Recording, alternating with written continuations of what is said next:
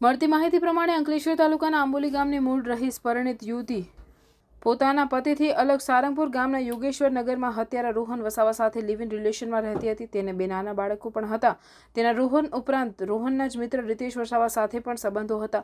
રાત્રે રીતેશ રાત્રિના સમયે તેણીના ઘરમાં જ રોકાયો. રાત્રે હત્યારો રોહન તેના ઘરે આવ્યો પણ તેણે દરવાજો ખોલ્યો ન હતો.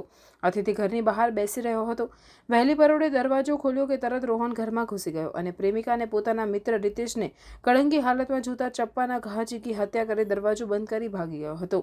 જીઆઈડીસી પોલીસે આરોપીની અટકાયત કરી તેની સામે આઈપીસીની કલમ 302 તેમજ જીપીએ એક્ટની કલમ 135 હેઠળ ગુનો દાખલ કરી મૃતકના મૃતદેહને પોસ્ટમોર્ટમ અર્થે ખસેડી વધુ તપાસ હાથ ધરી છે.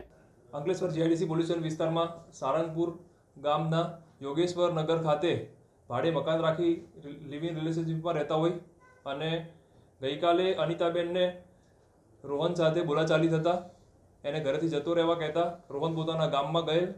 આ દરમિયાન રોહન પોતાના જૂના મિત્ર હિતેશભાઈ સોમાભાઈ વસાવાને ગામમાં ન જોતા એને શંકા ગયેલી કે આ પોતાના લિવિંગમાં રહેતી અનિતાબેનને મળવા ગયેલ હોઈ શકે. આથી એ પોતાના રાત્રે 3 વાગે સારંગપુર ખાતે રૂમ પર આવેલ અને દરવાજો ખખડાવેલ.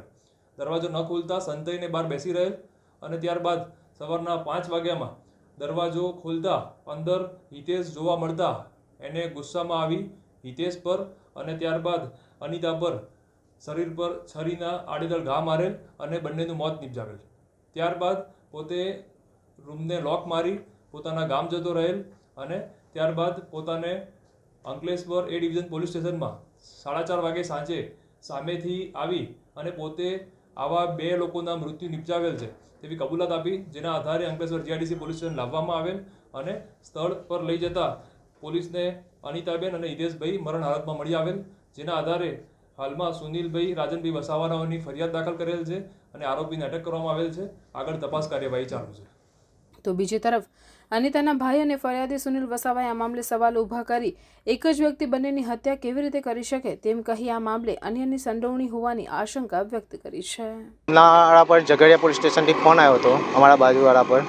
એમને અમને કીધું કે તમને એ લોકોને અંકલેશ્વર જીઆઈડીસી પોલીસ સ્ટેશનમાં બોલાયેલા છે અને તમે ત્યાં અડધા કલાક એમ વહેલી તકે પહોંચો એવું કીધું.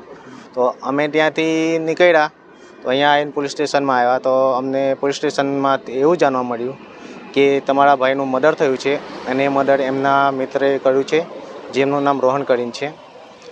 અને એવું કહે છે પોલીસવાળા કે એમને ત્યાં એ છોકરાએ બંને જણાને માર્યા છે. એમ છોકરા અને છોકરીનું બેનું મર્ડર કર્યું છે.